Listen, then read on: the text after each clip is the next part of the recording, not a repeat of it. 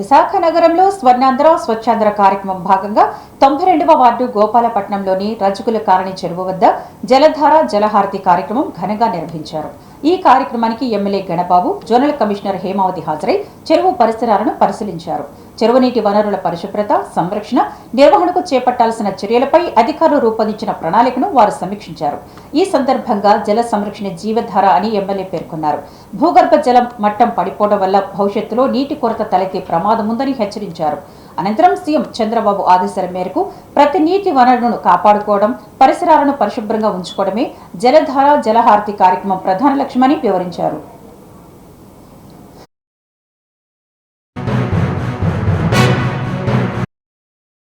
కార్యక్రమాల ముఖ్య ఉద్దేశం ప్రభుత్వాలు ఇచ్చేటువంటి ప్రోగ్రామ్స్ అన్ని కూడా ప్రజలందరూ ఏమనుకుంటారంటే ప్రభుత్వం పని ప్రజలకు కావాల్సినవన్నీ చేయటం, అది ఆదాయం సమకూర్చడం కావచ్చు, పనులు కనిపించడం కావచ్చు, మౌలిక సదుపాయాలు, రోడ్లు, కాలువలు, లేకపోతే నీళ్లు, కమ్యూనిటీ కావచ్చు, లేకపోతే ఉద్యోగ అవకాశాలు, లేకపోతే ఇట్లాంటివి ప్రభుత్వాలు చేయాలి అనే దృక్పథంలో ప్రజలు ఉంటారు. బట్ ప్రభుత్వాల బాధ్యత వాటితో పాటు ప్రజలకి కాస్త అవగాహన, ఆరోగ్యం పట్ల కానీ, సమాజం పట్ల కానీ, ఏ విషయాల పట్ల అవగాహన పెంచగలిగితే మనం మన జీవన శైలి అందరూ కూడా ఆనందంగా, ఆరోగ్యంగా ఉండడానికి ఉపయోగపడుతుంది.